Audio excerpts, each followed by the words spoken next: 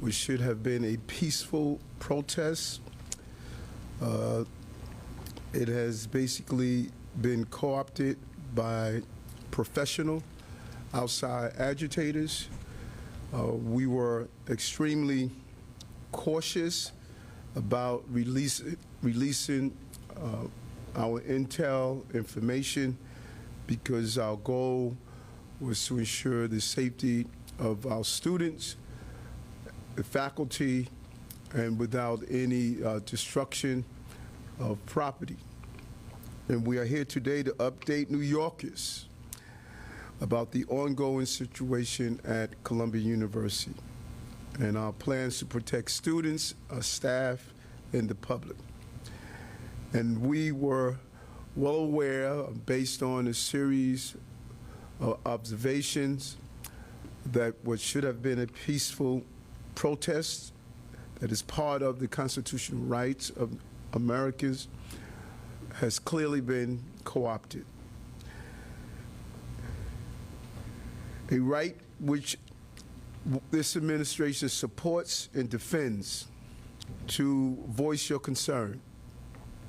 But we have also will continue, and we have sounded the alarm numerous times before about external actors who are attempting to hijack this protest.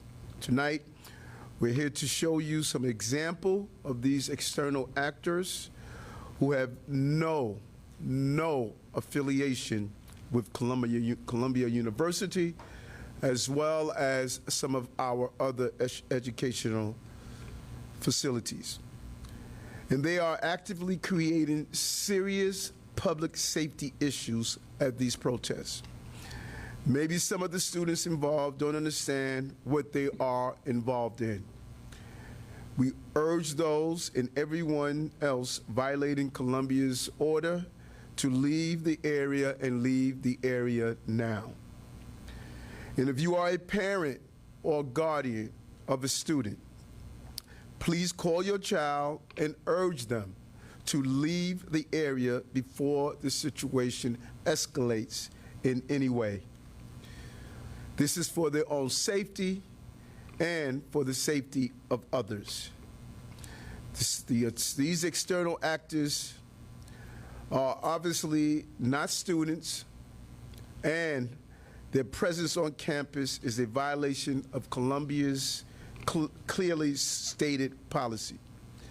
As a police commissioner and our deputy commissioner for intel and counterterrorism, Rebecca Weiner will detail, you will see why this is of concern to us.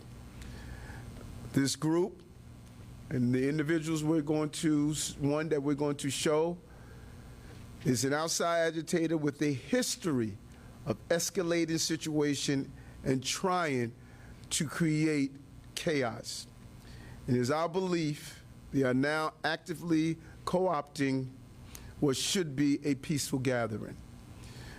This is to serve their own agenda. They're not here to promote peace or unity or allow a peaceful displaying of one's voice, but they're here to create discord and divisiveness. That is why I'm urging every student and every protester to walk away from this situation now and continue your advocacy through other means. We will always protect the right to protest, but we must balance that right with the right to keep students, the school, and our city safe. We cannot and will not allow what should be a peaceful gathering to turn into a violent spectacle that serves no purpose. We cannot wait till this situation becomes even more serious. This must end now. I want to now turn it over to Commissioner Caban. Thank you very much, Mayor Adams. And good evening, everyone. Over the past 2 weeks or so, this has been a dynamic, evolving situation, and we have been in contact with university officials from the beginning. Again, we are talking about private property, so decisions on what to do on that property are up to the university. With that being said, what we saw last night and into today is not acceptable. Furthermore, and this is very important, as the mayor has said, we are seeing professional external actors getting involved in these protests, including in the occupation of a university building. These people are not Columbia students. They are not affiliated with the university, and they are working to escalate the situation. We are seeing the tactics changing in a way that's endangering public safety. These once peaceful protests are being exploited by professional outside agitators, and the safety of all students, faculty, and staff are now a concern. The right to protest and speak your mind is critical to our democracy, and the NYPD's job is to protect that right. But we will never tolerate violence, property damage, or disruption of emergency services. And as we've said, once the university asks for our help, the NYPD will be there ready to assist them. Finally, to the parents, and I say this as a father of a college student myself, be aware where your children are. Be aware of what they're involved in. And if you don't know, reach out to them.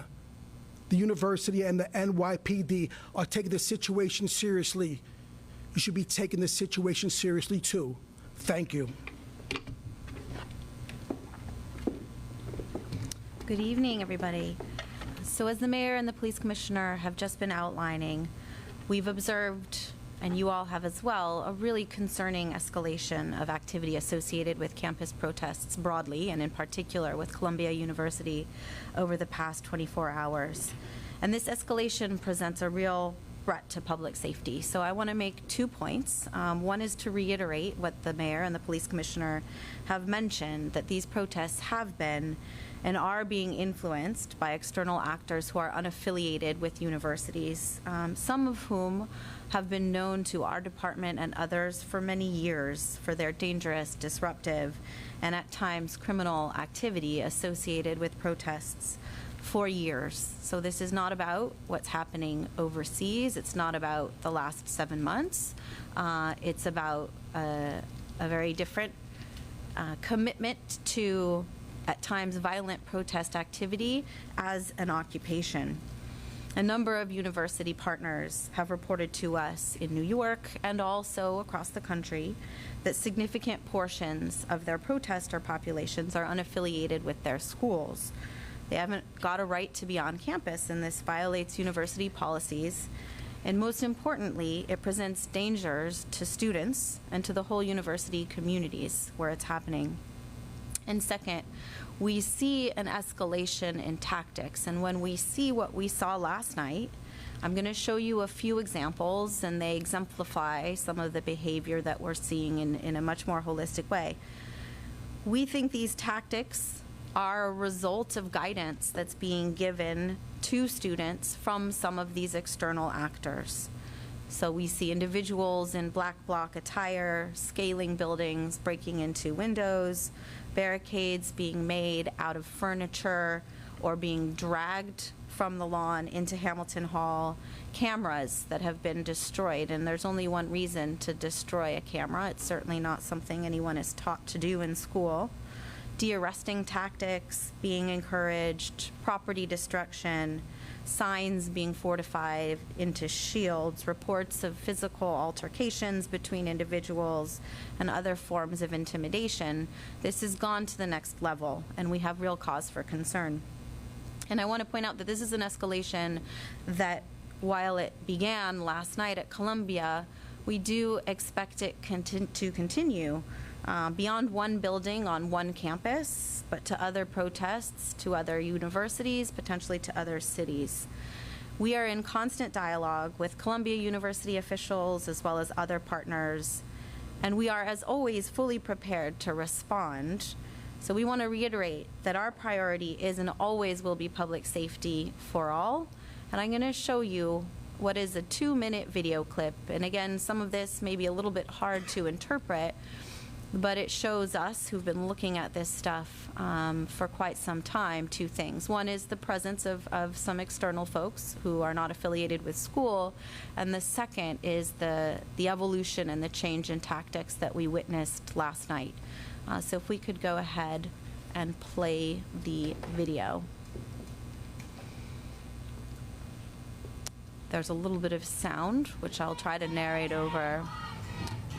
So this is two students who are trying to prevent the hall from being broken into, being intimidated by some others, as well as some of the external actors that we have been talking about, making a barrier to be dragged into Hamilton Hall. Here's an example of two individuals breaking into windows. Again, the black bloc attire is something that we've seen in protest activity for quite some time. Barricades that are being dragged into Hamilton Hall. Again, people unaffiliated with the school who are assisting in allowing them entry. Some training sessions that are occurring within the encampment itself. You know, that is something that the university has been very clear, that only university students are to be allowed within the encampment. And these are just some still shots of some of the property destruction that we saw within Hamilton Hall. The windows breaking, the barricading, using furniture to prevent ingress and egress. And, you know, you can see quite obviously that this is a public safety concern for the students themselves, for the protesters themselves, for anybody else on campus. The broken windows, more barricades, human beings chained together to try to prevent entry into the buildings. So this is, you know, far beyond First Amendment protected speech and peaceful protest, which has been, you know, a key element of some of these things over the last few months.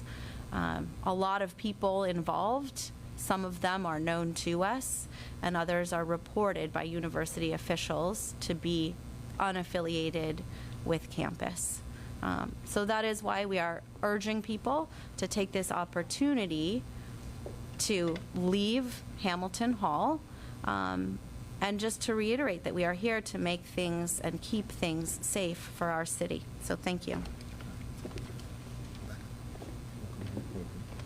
All right, so we'll make this video available to you immediately after this press conference, but for now we'll take just a few questions on topic only.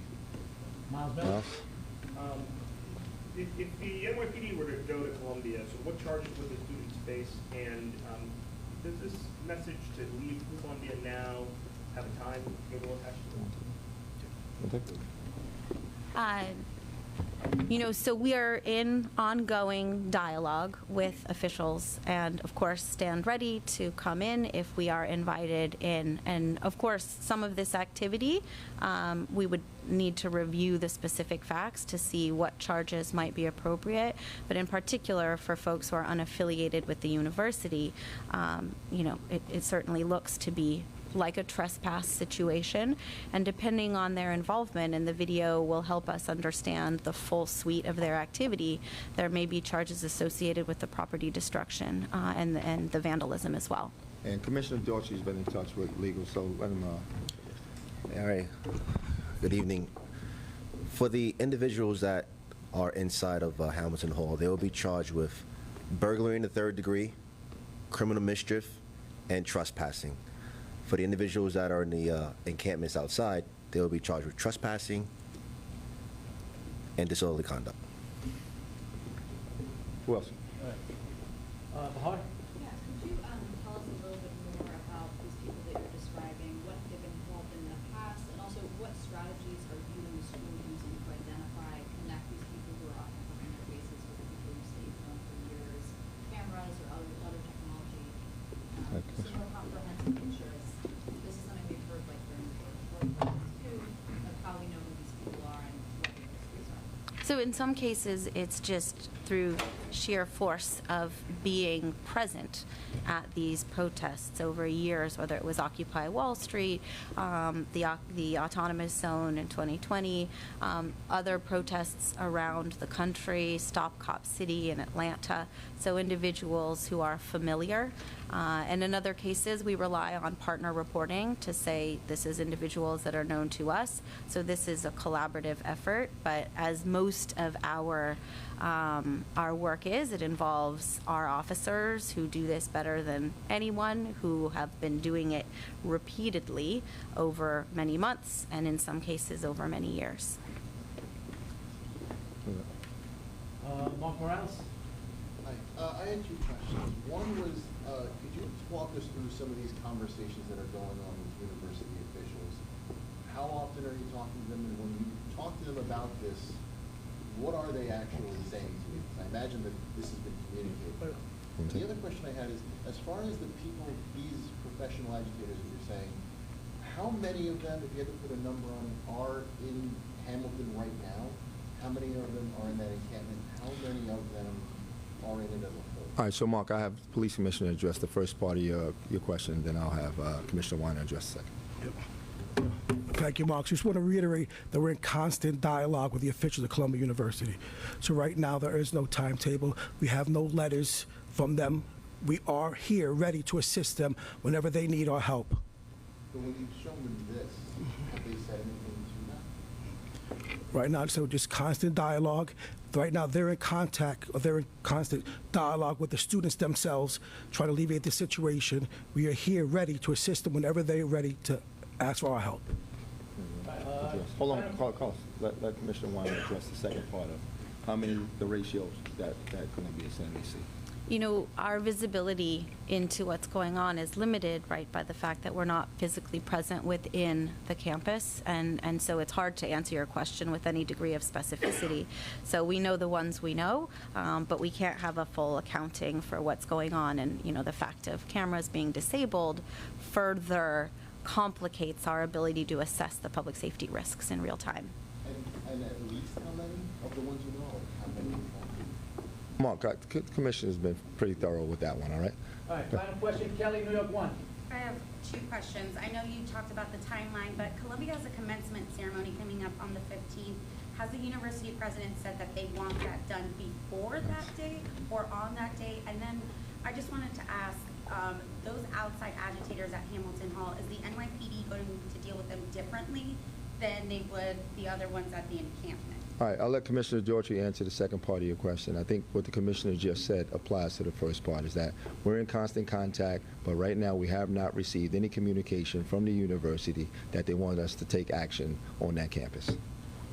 Yep, just to echo what the Commissioner Shepard said, I mean, we said it a couple times up here already. As soon as the university reaches out to us, we're more than willing able to help them. As far as the second part of your question, we're going to treat them just like when we went into NYU, when we went into Columbia the first time.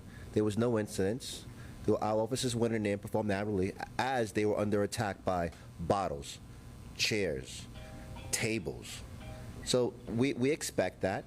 However, Police Commissioner Caban's police department is ready to take action when needed.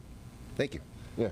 All right, so if there's a need to update, we will, but thanks for everybody for right now. All right, thank you. Yes, sir.